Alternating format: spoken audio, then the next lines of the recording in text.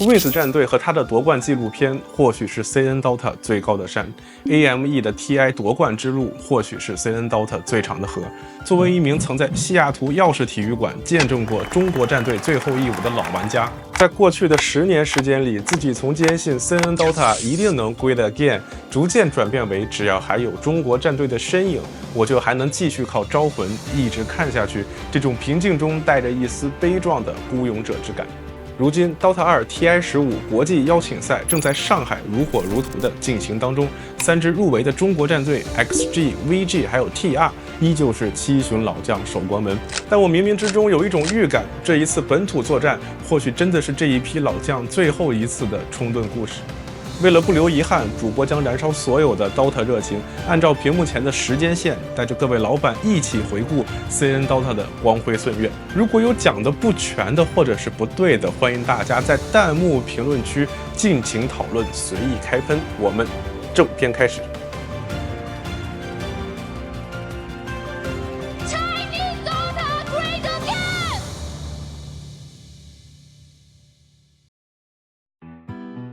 根据国家体育总局的公开资料显示，早在2003年，中国官方就已经把电子竞技列为正式的体育项目。WCG、CPL、ESWC 等国际电子赛事转头就在2004年迅速进入中国市场。但让人摸不着头脑的是，同年广电总局却下发通知，明确要求各级广播电视机构不得开设和播出网游相关的内容。所以当时就出现了一个很魔幻的现象，国家官方层面说了电竞是正儿八经的体育项目，但社会的主流观点和舆论环境还是认为职业电竞约等于不务正业。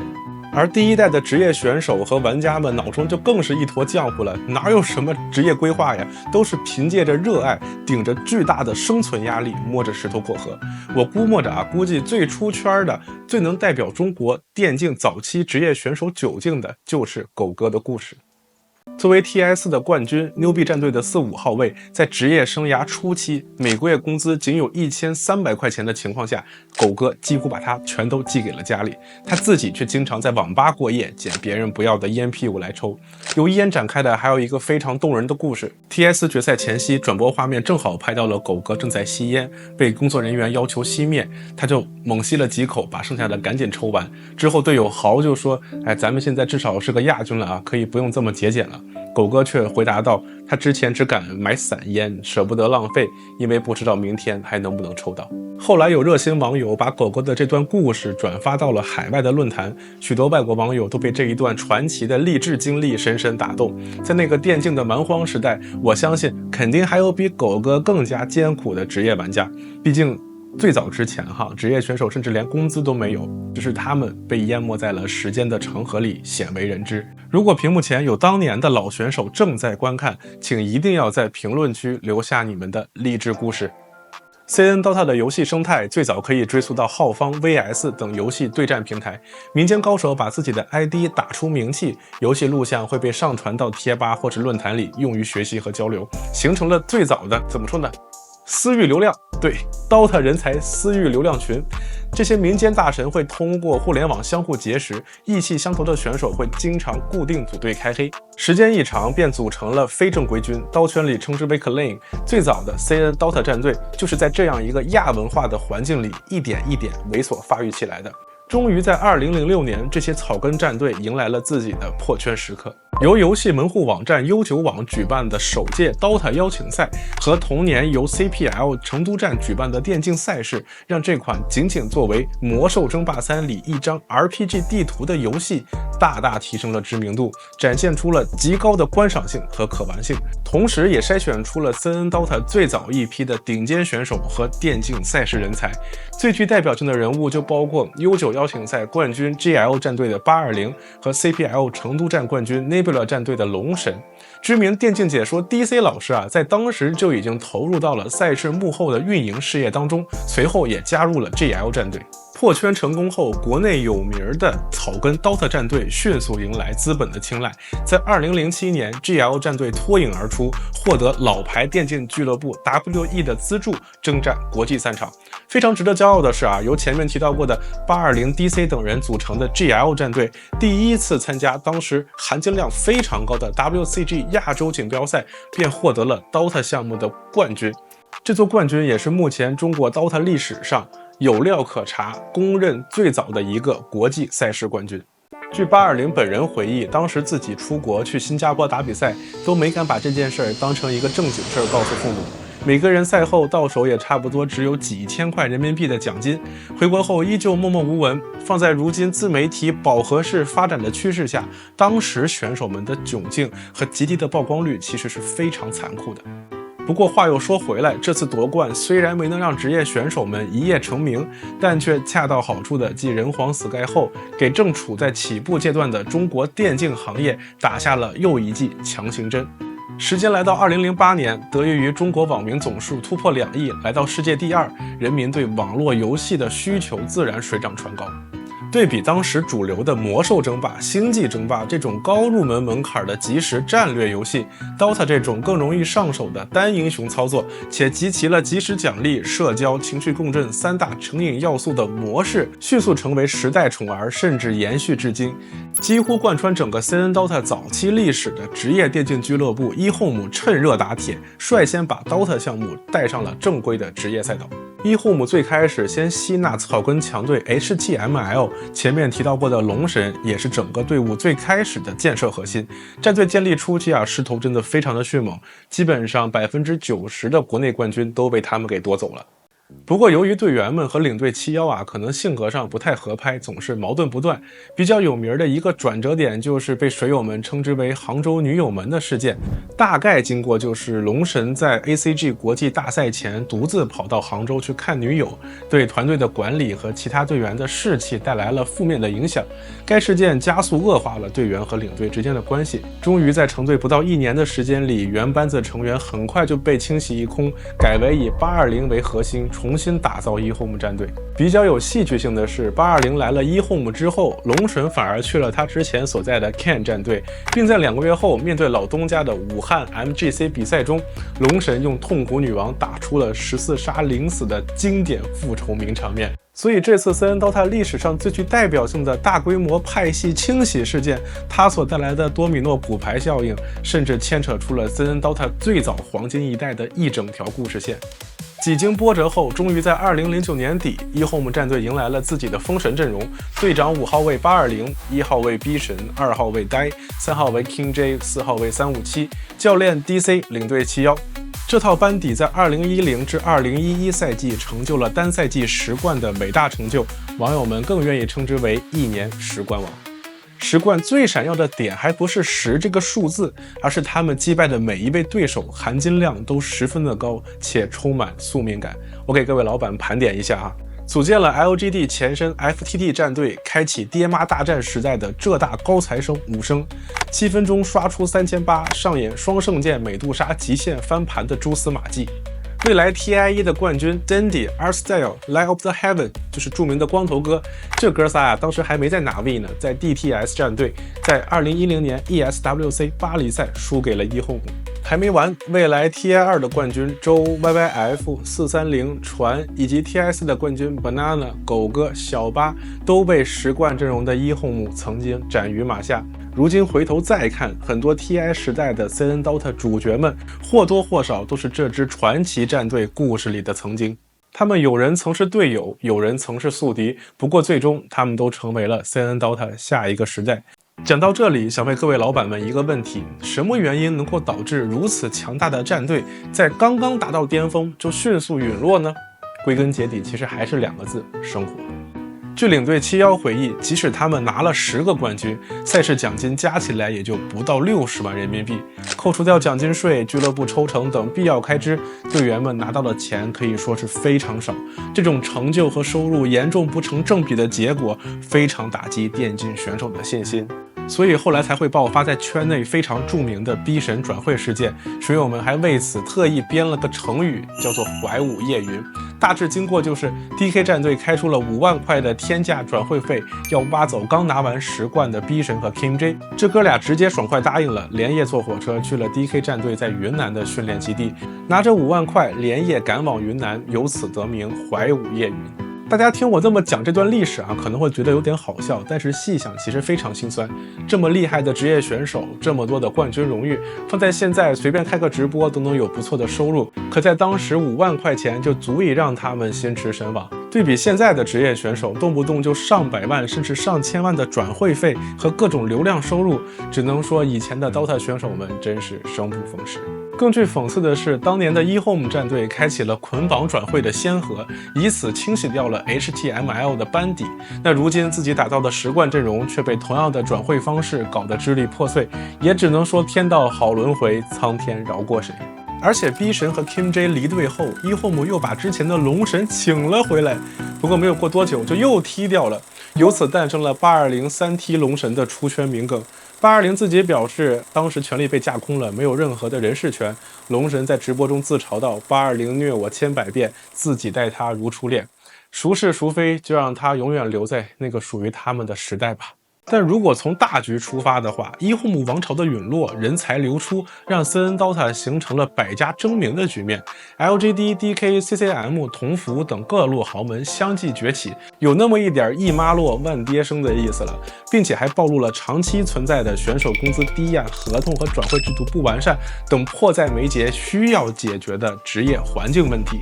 此处有2个关键点必须要提，首先就是王思聪王校长，他在2011年高调宣布进军电竞行业，收购 CCM 战队，改为大名鼎鼎的 IG 战队，用当时远超选手平均年薪的转会费，重新定义了选手们的商业价值。这种操作啊，在很大程度上拔高了选手们的待遇下限。其次，在2012年，王校长还大力推动了 ACE 中国电子竞技俱乐部联盟的成立，开始系统性的管理选手的注册、合同、转会、租借、维权、赛事监督等行业流程。虽然这个联盟在后来饱受争议啊，但王校长对中国电竞行业做出的正向贡献，在圈内还是得到了大家的广泛认可。另一个必须要提的就是 GTV 和游戏风云2个频道，他们把比赛搬上了电视，再用品牌栏目、职业联赛、明星主播和各种互动环节，展现了电子竞技的多元化可能性。你也许不是万里挑一的游戏高手，却仍然可以凭借自己的专业和热爱加入到电竞行业。非常经典的例子，游戏风云的知名主持人控场王 BBC B 叔，非职业选手，正经的媒体人出身，巅峰时期曾经创下过1周50个小时的解说时长。同样非职业选手出身，法学专业的游戏风云主持人海涛，用自己的原创节目《海涛教你打 DOTA》和那句经典的不图不挂、素质游戏、净化 DOTA 环境从我做起的出圈名言，为无数水友的童年带来了很多欢乐。这2位前辈后来也一直都是 TI 中文区官方的解说嘉宾，尤其是 B 叔啊，至今还会在 TI 解说主舞台露个面。再拉回到职业选手的视角，对于他们而言也算是多了一重保障吧，即使退役后也依然可以留在游戏行业发光发热。最具代表性的人物估计就是游戏风云的解说单车，他和龙神 B 神领衔的 7L 战队在2009年打败过 eHome 和不少老牌的欧洲强队，短暂达到过 CN DOTA 的巅峰。不过很快啊，就因为俱乐部管理混乱的问题啊，迅速陨落。退役后便回到学校继续完成学业。不过比较黑色幽默的是，很多人关注单车啊，并不是因为他在 7L 战队的辉煌，而是因为他的毒舌和毒奶的解说风格。连一向比较淡定的820啊，也曾在演播室里被他气到开骂，你别那么贱，以及自己的传世经典神灵武士。单杀了，漂亮 ，nice。哎呀，影魔太适合这个版本了，他这个 Z 也能压到我啊。真是10年潮汐无人问，一朝神灵天下知。之后他和 GTV 的 DC 老师搞了个 DC Boys 的解说组合，在 TI6 贡献了估计是被重播次数最多的解说名场面。DC 老师史诗级别打断车长老毒奶施法。这波打完以后，威斯利冠军已经咫尺了，你冷静一点，咫尺了，还没破路呢，干嘛呀？这两个频道最后的巅峰啊，我记得应该是整了个综艺真人秀《加油 DOTA》，模式就跟当时热门的综艺选秀是一样的，导师选人，分队淘汰，胜者签约，请的也是中国好声音的制作班底。节目当中也是真的走出了知名解说施丹尼和拿过2次 TI 亚军，如今已经成为守门老将的新 Q。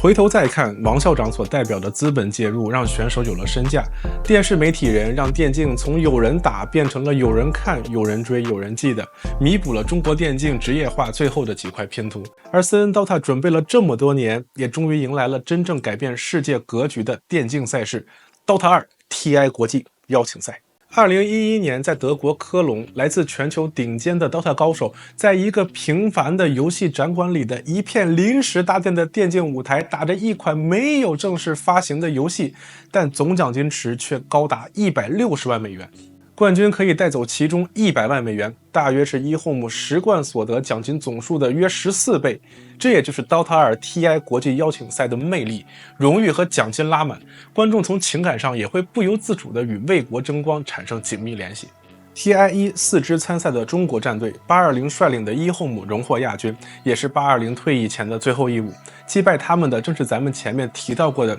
由登地率领的 Navi 战队。其他3支中国战队虽然成绩不是很理想啊，不过没有关系，未来的 CN DOTA 冠军们基本上都散落在这些队伍当中，这一次就当是积累经验来了。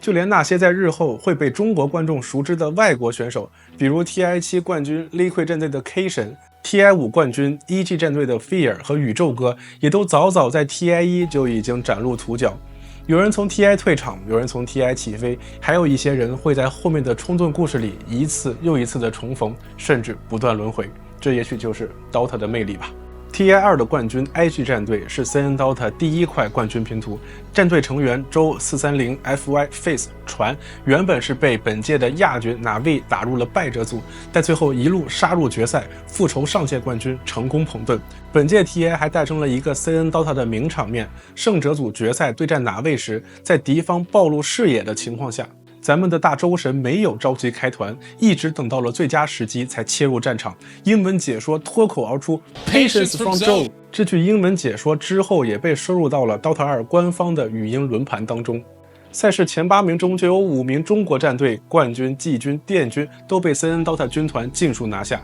可以毫不谦虚地说，在 TI 2的舞台上，中国军团第一次展现出了在 DOTA 2项目上的强大统治力。接下来我要说一个可能会比较有争议的观点啊，仅代表个人浅见，各位老板们口下留情啊。从 TI 赛开始，咱们就暴露出了一个直到今天还没有完全解决的问题啊，尤其是存在于一些老牌强队。很多时候咱们对游戏版本的理解，或者是对游戏本身的理解，总比外国战队慢一截啊，越到 CN DOTA 后期就越明显。很多时候痴迷死磕单一的体系，临场解题能力匮乏，缺乏去公式化的那种创造力打法。当前版本对吧？什么英雄适合打职业赛场？什么组合团战画面强、容错率高？大哥与酱油之间如何灵活的分配资源，都会直接影响整个赛季的训练计划，从而进一步影响整个赛季的整体表现。且不说夺冠，毕竟冠军有时候需要运气的嘛。但是版本理解做得好不好，从结果上看就是有没有争冠的机会，从赛场上看就是 BP 做得好不好，选手英雄池准备的是否充分，团战决策是否合理。我个人认为 TI 3真的是一个死循环的开始。当时版本强调带线和运营，冠军 Alliance 战队用最符合当前版本的打法和思路赢得其实非常漂亮。而当时的中国战队不能说没有机会吧，但是就有点死磕炼金加强开团的打架阵容， BP 就会很僵硬，很容易被针对。当时还有一个争议点，就是 Navi 战队的泉水沟战术啊，把同服战队送到了败者组。关于这个操作是否违规，当时引起了不小的争议。但我个人其实还是非常鼓励这种观赏性强的打法。而且就算没有 Navi 啊，以当时中国战队的版本理解，或许最终成绩能比第4名好，但是想要争冠的话，估计还是有点差距的。或许是因为吸取了上一届的失败经验， TI 4 CN DOTA 军团的成绩可以说是非常的亮眼，5支参赛队伍全部打进8强，包揽了冠亚殿军。如果不是因为赛制问题啊，我估计有机会升起3面国旗。一开始小组赛都差点没有出现，是通过冒泡赛、附加赛打入了淘汰赛，最后夺得了冠军。再配上狗哥的励志故事，我相信那一届 CN DOTA 夺冠一定激励了很多在现实生活中不如意的 DOTA 玩家。这届 TI 从某种意义上来说是一次旧时代与新时代的切割线，场地从简陋的舞台搬进了专业的场馆，规模逐渐向传统体育赛事靠拢，奖金从威慑单方面的投入变成了玩家众筹，他们在 TI 手册里的消费有 25% 会进入到奖金池。本届 TI 赛事奖金总额超过1000万美元，开发商舍得分钱，选手有干劲儿，观众看得爽，形成了非常好的良性循环。最后就是本届 TI 很多 DOTA 时代的老将，甭管是圆梦的还是没有圆梦的，比如小八、逼神、LTK、YYF、国士无双等人都宣布打算退役。未来的新人 FY 已经拿了一个 TI 亚军，咱们的妹皇当时也在打 TI 预选赛。更具宿命感的是，在 TI 8和 TI 9 LGD 和 OG 的生死对决，此刻已经埋下了伏笔。建立 OG 战队的原始血脉 Notile 和 Fly， 此刻已经和 LGD 的原始血脉完成了时间上的交汇。只不过 TI 4是属于 CN DOTA 的时代，这哥俩当时还在 Fnatic。TI 5中国军团虽然没有夺冠但是包揽了第2名至第5名，整体成绩也算是非常好了。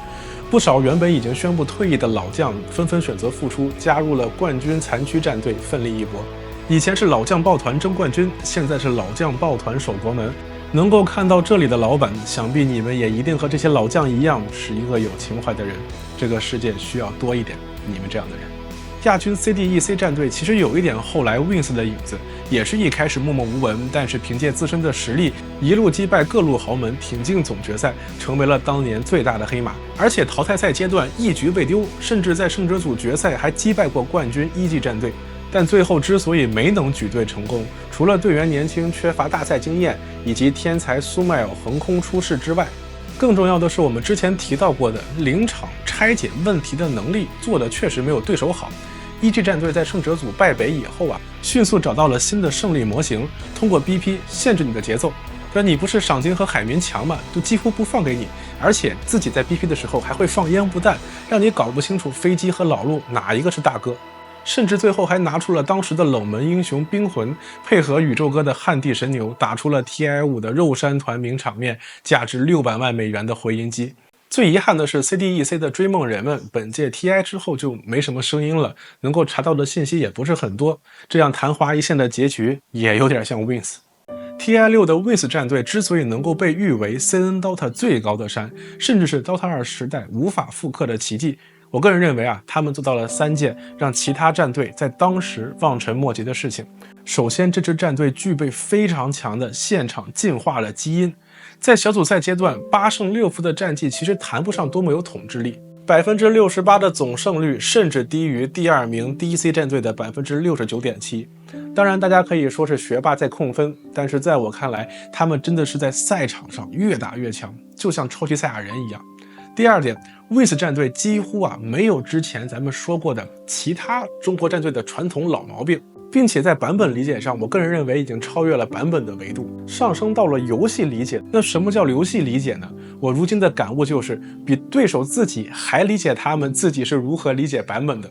各位老板能听懂吧？有点绕。比如对战韩国战队 MVP， 你们不是擅长幻影刺客为核心的打架团体系吗？ Wings 放给你让你打。我们转头选出了几乎是5个远程英雄，配上小黑的那个强骑光环的 buff， 活生生拉扯死你们。之后打 EG 战队，你们用夜魔、炼金白虎这种前期有视野优势，能够快速成型的打断阵容。Wings 这边反手一个神灵武士，你成型快，我比你还快，我比你还懂。那甚至 Wings 都不需要通过 BP 来限制你夜魔的发挥，我只需要通过精准的视野眼位就可以破坏你的前期优势。最后打 DC 战队就更不用说了 ，Shadow 的虚空反跳 ，Face 边斧王组中单，迪法师可以打中期的强势团。真的是说实话，版本理解已经超越当时的同期选手了，所以观众看下来就会有一种 Wings 战队比对手还了解他们自己的战术。对手的感觉就是我打得越像我自己，反而死得越快，你打的甚至比我打的还好。引用解说 Black 的原话，翻译就是 DOTA 不可能真正的完美，但 Wings 已经非常接近了。有一个非常有意思的数据 ，Wings 战队在 TI 6总共使用了58位英雄，英雄使用数排名第一，对比胜率排名第一，但英雄使用数只有30位的中国传统强队eHome形成了一个鲜明的理念对比，一个是把一套或者是几套阵容练到极致，而另一个就是用天马行空的想象力无招胜有招。甚至大家至今都还不知道他们所隐藏的血魔体系究竟是怎么一回事，毕竟还没来得及用就已经夺冠了。再说的深一点58位登场英雄不是说他们单纯的会这么多英雄，而是他们知道为什么选这58个英雄能够赢下比赛。会得多和会得多还能赢是两个维度的事情。最后一点也是我觉得比夺冠还难能可贵的是他们队员之间的情谊和默契。Shadow 曾经在直播间里还专门聊过，他们战队的5个人都是彼此的老师，不需要教练，比赛中也不需要太多的沟通，简单的一句能打，5个人就会像共用一个大脑一样迅速落位，决策延迟非常低。双冠战队 OG 的 N0tail 对 Wings 的评价非常的高，翻译过来就是 Wings 几乎摸到了 Dota 2这款游戏的天花板。而且从他和 Seb 在2023年对 Faceben 的采访中不难看出， OG 绝对是认真研究过 Wings 的。他们问了一个非常关键的问题，大概意思就是说，为什么 Wings 可以在比赛中快速解决新出现的问题？通常情况下，他们只能等到先输掉比赛，然后才能复盘。编审的回答其实有点出乎我的意料哈。他说，团队5个人平时讨论过的问题已经太多了，所以赛场上出现所谓的新的问题，或许在他们看来并没有那么新。可见天马行空的想象力之下，也是稳扎稳打，日复一日的努力。如此未来可期的战队，最后还是败给了生活和体系。在夺冠后不到1年的时间里，因为俱乐部欠薪和一些没有办法公开表述的原因，最适合一起打 Dota 的5个人各奔东西。后来事实也再一次的证明了，除非是这5个天选之人聚在一起，要不然 Wings 残区无论是分散到任何的战队，都打不出当年的效果。他们最后一次以 Wings 的头衔重聚是在2019年的 Major 表演赛上， Shadow 还临时替补去了隔壁的李逵战队。如果 Wings 不解散，他们在未来面对有安娜和汤普森的 OG， 有 AME 和妹皇的 LGD， 甚至是有亚凑肉的雪碧，能够为观众带来何等精彩的对决比赛。我只能说，没有看到他们之间的一个较量，是观众和 Dota 2这款游戏的遗憾。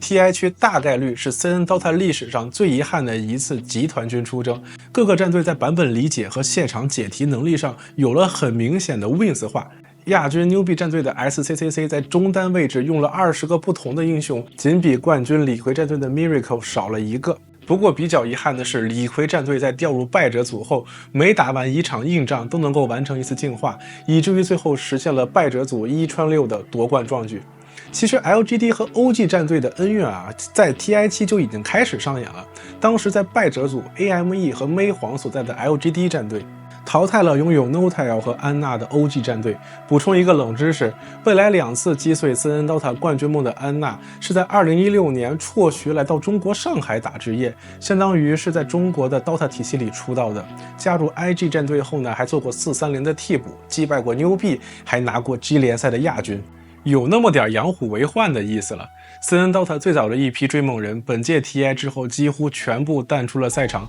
老将抱团的圆梦冠军赛道没能成功，走出来的新生代力量 AME、XXS 一直到今天2026 TI 15还在捍卫 CN Dota 最后的体面。不过大家都能够隐约感觉到，随着手游和电竞生态的丰富，咱们的人才梯队已经有了断层的迹象，而且是不可逆的。另外一个比较有意思的彩蛋，就是如今风靡全球的顶级 AI 公司 OpenAI 在 TI 期用自己的 AI 模型战胜了 Dendi、Sumail、RTZ 等一众顶尖高手。说到这个 RTZ， 他今年和中国 Dota 中文区的女解说 Dove 小鸽子刚刚完婚，也算是圈内的一段浪漫的插曲吧。TI 时代第一个实现2连冠的 OG 战队，在自己的第一块冠军拼图上走的是非常艰辛。TI 8开赛前 N0tail 遭到好友 Fly 的背叛要知道这哥俩是多年并肩的好友， OG 战队的初创成员，年初还刚一起拍完了纪录片，结果 Fly 老哥转头就带着核心成员 S4 一起去了对家1G 战队，导致 N0tail 不得不在极短的时间内临时组队，找回了原本打算休息的安娜，没有大赛经验的天梯怪人王汤普森。大家注意这个选手中国队的一生之敌，和已经退役当教练的 Seb， 人员凑齐后还得从欧洲预选赛一点一点打进 TI 正赛，可以说是非常的辛苦。因此还诞生了一个 TI 8名场面，当临时组队的 OG 战队把 Fly 所在的 1G 战队送入败者组后， N0tail 在与 Fly 的赛后握手中投来了死亡凝视。CN 军团这边6支参赛队伍只有 LGD 进了8强，获得了亚军。有声音的新人也只有咱们前面提到过的新 Q。森恩DOTA从以前的集团军作战开始，逐渐有凋零成孤军奋战的趋势。究其原因，除了我们之前提到过的那些老问题，当然也有可能是选手的上限不够高了，驾驭不了更厉害的版本和阵容。当然了，大家生活条件变好了嘛，这也是很重要的原因之一。很多新一代的选手可能真的不像老一代选手那样对冠军那么渴望，毕竟当时的冠军奖金是真的可以改变人生阶级的。TI8 总决赛 LGD 2-1率先拿到冠军点，甚至第4局的很长一段时间里面，咱们都处在一个中优的态势。但是安娜幻影长矛手阵亡前，卖掉装备和拿赏金神符的微操，极限凑出买活钱，拖住了比赛。之后就发生了 AME 水人波高地的名场面。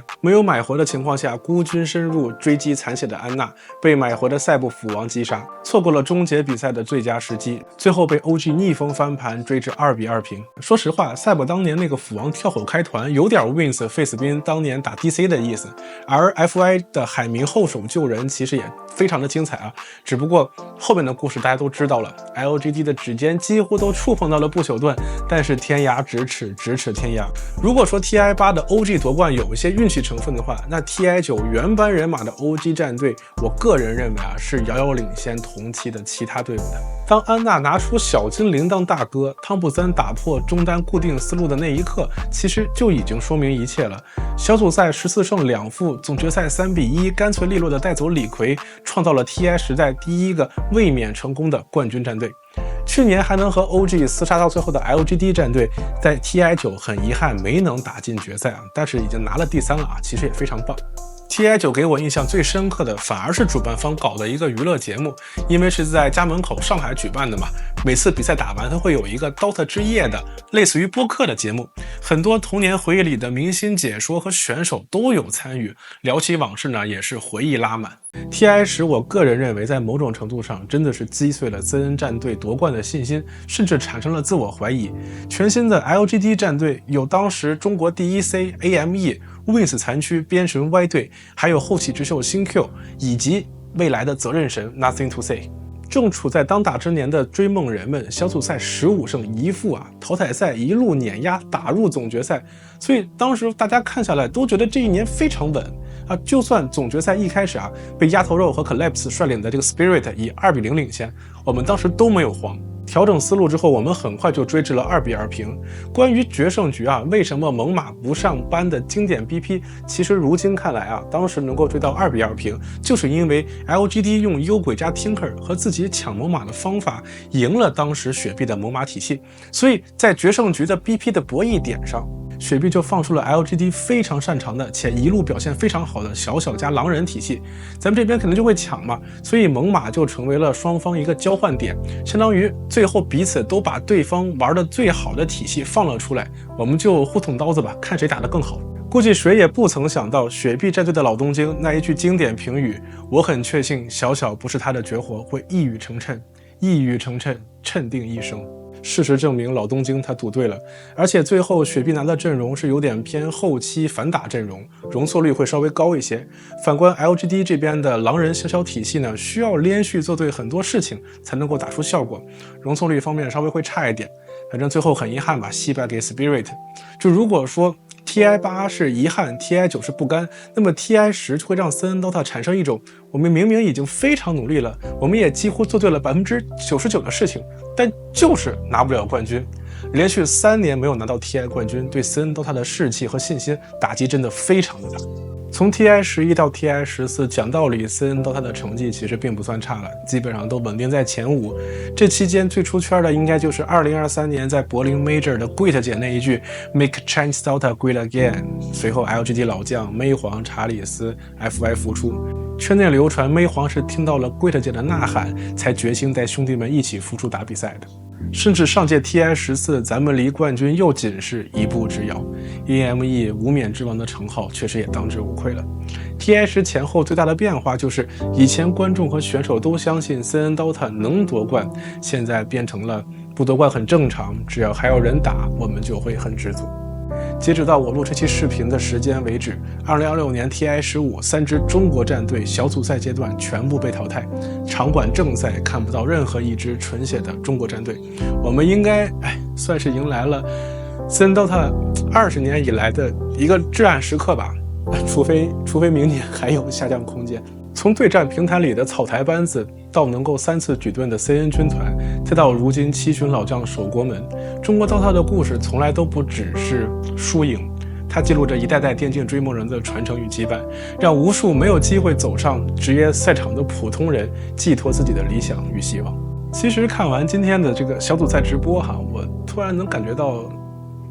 就是一个故事到底什么时候该结束了。我想就是当再也没有新人去接棒的时候吧，或许就真的是这个时代该结束的时候。感谢所有能够看到这里的老板，希望来年CN DOTA有人就好。